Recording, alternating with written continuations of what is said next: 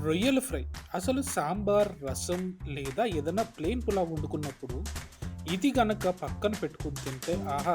ఆ రుచే వేరనుకోండి. మరి ఈ సింపుల్ రెసిపీ మనం చూసే ముందు మీరు కనుక ఈ ఛానల్ ఫస్ట్ టైం చూస్తుంటే తప్పకుండా సబ్స్క్రైబ్ చేసి బెల్ ఐకాన్ ప్రెస్ చేసేయండి. సో నేను అప్లోడ్ చేసే అన్ని వీడియోస్ మీకు వచ్చేస్తాయి మిస్ అవ్వకుండా. ముందుగా మనం చేయాల్సింది ఏంటంటే రొయ్యల్లో పసుపు, ఉప్పు, కారం అలాగే అల్లం వెల్లుల్లి పేస్ట్ వేసుకొని కలుపుకొని ఒక్క 10 నిమిషాలు పక్కన పెట్టుకోండి సరిపోతుంది. ఇప్పుడు ఒక ప్యాన్‌లో ఆయిల్ తీసుకొని ఎక్కువేసానంటారా? ఫ్రై కదండీ! ఆ మాత్రం ఉండాలి. అందులో మనం సన్నగా తరిగిన ఒక చిన్న ఉల్లిపాయ, దాంతో పాటు కరివేపాకు వేసి వాటిని మంచిగా వేగనివ్వాలి. ఈ కరివేపాకు ఉంది చూసారా?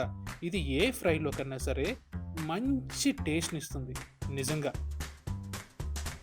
చూసారు కదా? ఇలా వేగిన తర్వాత ఇందులో కొద్దిగా పసుపు, 1 టీ స్పూన్ జీరా పౌడర్, అలాగే 1 టీ స్పూన్ ధనియా పౌడర్, దీంతో పాటు మీకు నచ్చినంత కారం.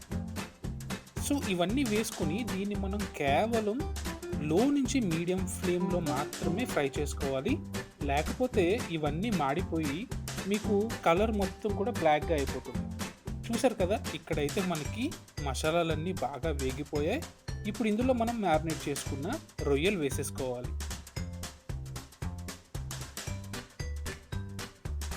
ఇప్పుడు ఈ రొయ్యలను కూడా మనం మీడియం ఫ్లేమ్‌లో మాత్రమే ఫ్రై చేసుకోవాలి.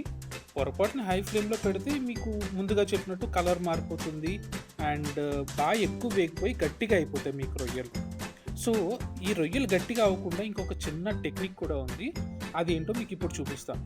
కొంచెం ఇలా వాటర్ స్ప్రింకిల్ చేశారనుకోండి, మీకు అందులో మనం వేసిన కారం, ధనియా పౌడర్ ఇవన్నీ బాగా కుక్ అవ్వడమే కాకుండా ఈ రొయ్యలు కూడా గట్టిపడవు, చాలా సాఫ్ట్‌గా వస్తాయి.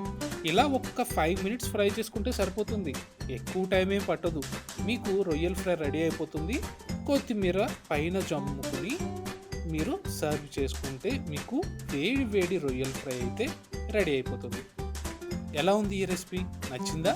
అయితే తప్పకుండా ట్రై చేయండి. దాంతోపాటు మా ఛానల్‌కి సబ్స్క్రైబ్ చేసి బెల్ ఐకాన్ ప్రెస్ చేయడం అస్సలు మర్చిపోకండి.